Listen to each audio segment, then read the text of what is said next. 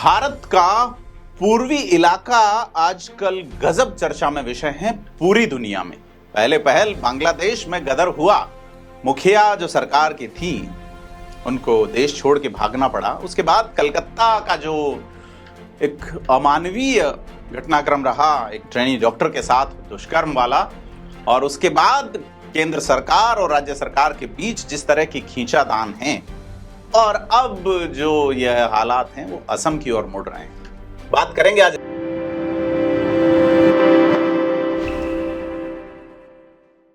नमस्कार, मैं प्रदीप हूं और आप फेयर ऑब्जर्वर हिंदी देख रहे हैं।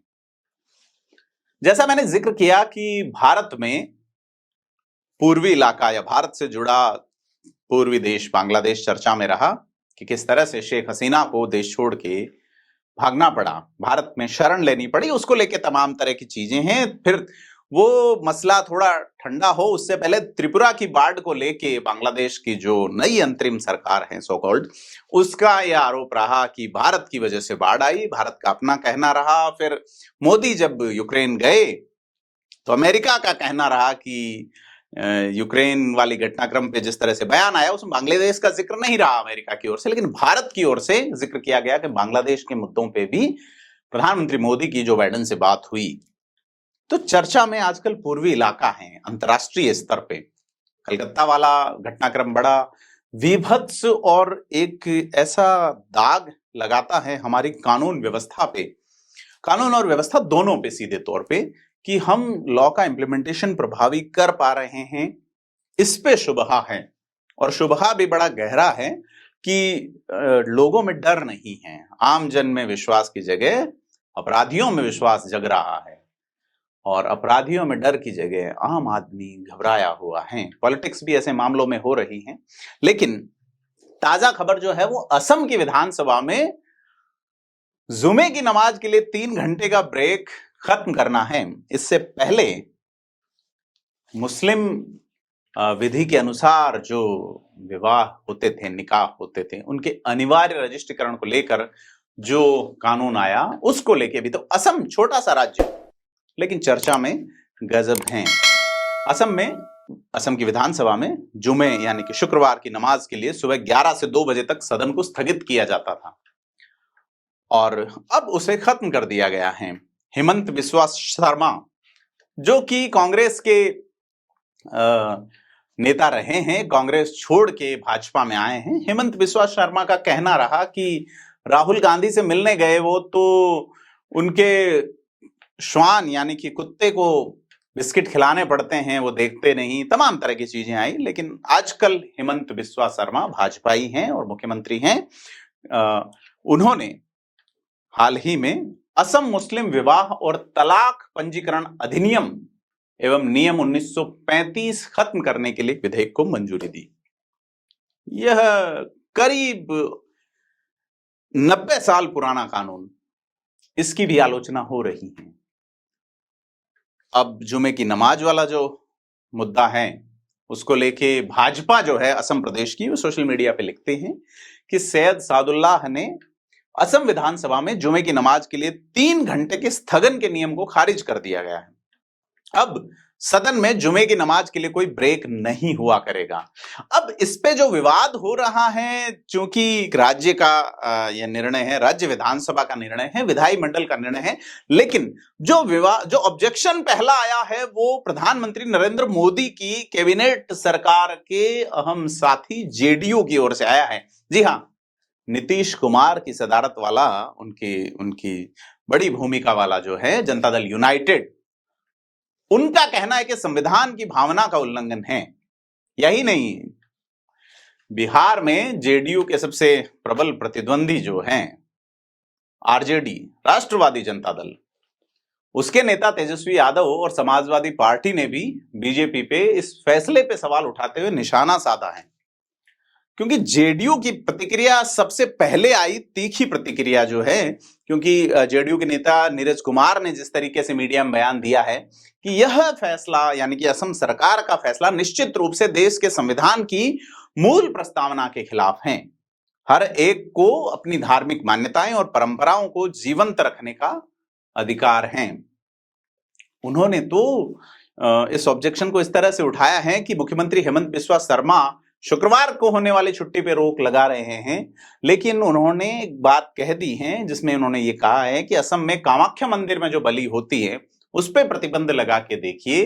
तो यह सीधे तौर पे मामला एक विधायी सदन का अपने स्तर पे नियम बदलने का है, अब धर्म की ओर मुड़ने लगा है। चूंकि मामला धार्मिक प्रथा से जुड़ा है, ऐसे में ये सारी चीजें देखने की है कि भारतीय संविधान में जिस तरीके से सेकुलरिज्म की बात की जाती है, पंथ निरपेक्षता की बात की जाती है, ये सारी चीज हैं। और अगर तेजस्वी यादव का बयान सुने तो वो असम के मुख्यमंत्री हेमंत बिस्वा शर्मा पे आरोप लगाते हैं कि सस्ती लोकप्रियता हासिल करने के लिए वो ऐसा कर रहे हैं।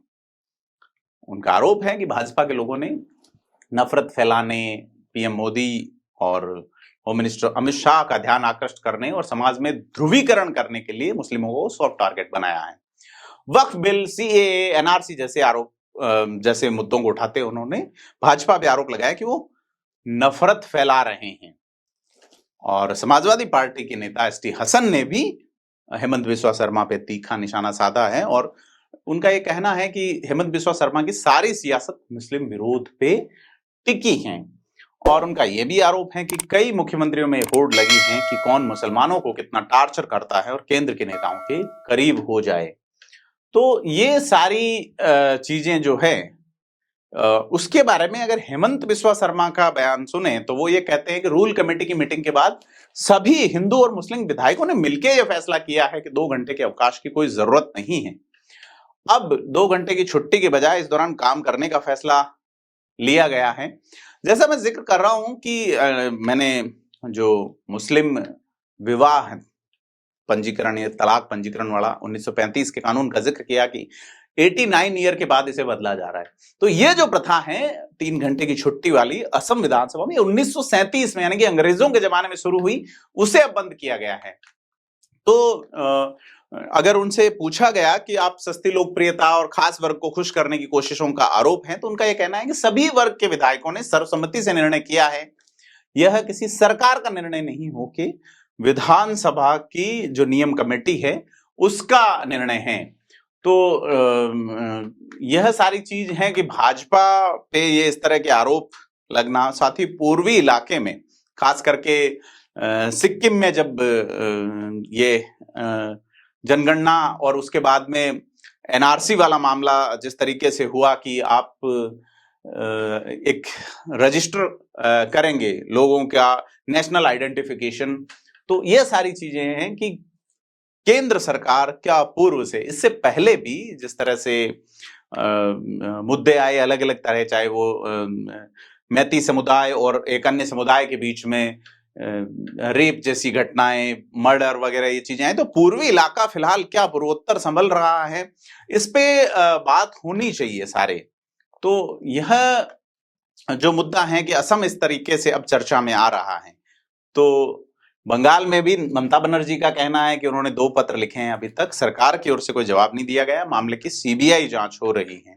ये सारी चीजें जो है वो चूंकि जैसा मैं बता रहा हूं कि ये जो रूल चेंज हुआ है 1937 वाला, उसमें जो विधानसभा का जो प्रक्रिया का नियम है उसके अनुसार शुक्रवार और शनिवार को छोड़ के आमतौर पर सदन की बैठक सुबह 9:30 बजे से 2 बजे तक चलेगी और शुक्रवार को सदन की बैठक 9:30 से 11:30 और शाम 3 से 5 चलेगी।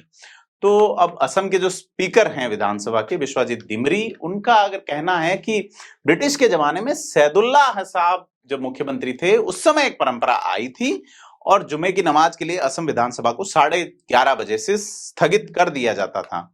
और उन्होंने कहा कि उस समय बांग्लादेश का जो इलाका है, ये जो अब अलग देश बन गया, बाद में पूर्वी पाकिस्तान बना 10 साल बाद, 37 की बात है, उस समय असम का हिस्सा हुआ करता था बांग्लादेश का बहुत इलाका, राजधानी शिलोंग में थी और उस समय इस्लाम को मानने वाले कई सदस्य प्रस्ताव लेकर आए होंगे।